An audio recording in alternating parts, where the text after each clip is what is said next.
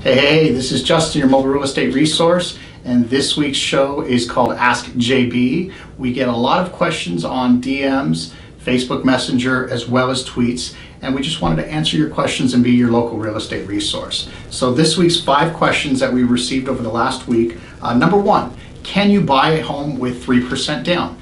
Absolutely. Now, definitely you want to talk to a mortgage professional and we can connect you with somebody, but a lot of people are under this perception that you have to put down 10 to 20% in order to buy a property. There are tons of programs that are coming out into the marketplace every day, and the minimum down payment right now is as little as 3%, sometimes even lower, but that definitely is something that you can do. All right, now question number 2. This is a big one right now in the San Fernando Valley and Los Angeles. Can I convert my garage into a living space? Yes, you can. Our Governor Brown in September of 2016 passed an Assembly Bill 2299 and Senate Bill 1069. Essentially, you can have a second dwelling living space on your property. And some of the key points are you have to be within a 1.5 mile radius of public transportation, which in Los Angeles we all are. Number 2, it can't exceed 1,200 square feet or exceed 5 feet from the property line. So a lot of people have detached garages or attached garages. These can now legally be converted into living spaces. And the reason they're doing this is to increase the housing stock because there's nowhere left to build in LA.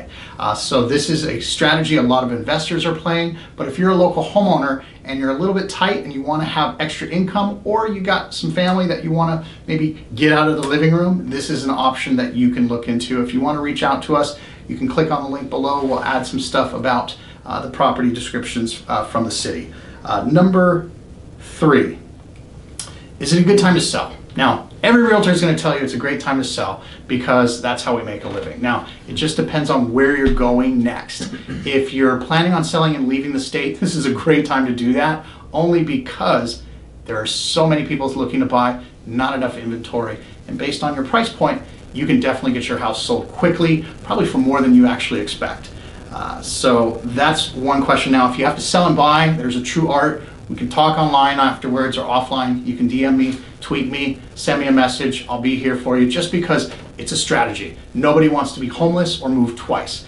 But in this market, it is very competitive. You have to sell your house first in order to buy the next. Nobody's going to look at your offer and say, we'll wait for you. Sell your house first and then we'll go for it. All right, so number 4, what determines a good realtor? Now this is a trick question. It depends on how you look at it. I would say the most important thing is you got to work with a realtor who is full-time. This is not a part-time gig. You can't do one job and be a realtor part-time. You're just not going to be able to get the service that's required in this competitive marketplace. Another thing to look at is the track record of the real estate agent. How long have they been in the business? How long have they helped people? What is their knowledge of the local marketplace? What is their offer to accept ratio? These are all things that you want to ask your real estate agent, no matter who you decide to use. If you don't want to work with me, that's cool, but ask these questions of all the real estate agents you come in contact with. And then lastly, number 5, how do I get an offer accepted? This is a very good question. A lot of people reach out to us because they're not getting their offers accepted. You have to construct your offer in a way to stand out. You want to get into the A pile, not the B or C pile. The C pile is crap, it's trash, nobody's looking at your offer. You would be surprised. When I'm on the sell side, I get agents that never phone call me, they just shoot me a text, did you get my offer? Now, if I were fighting for you, I'm going to be calling that agent every day until we find out. Send a complete package.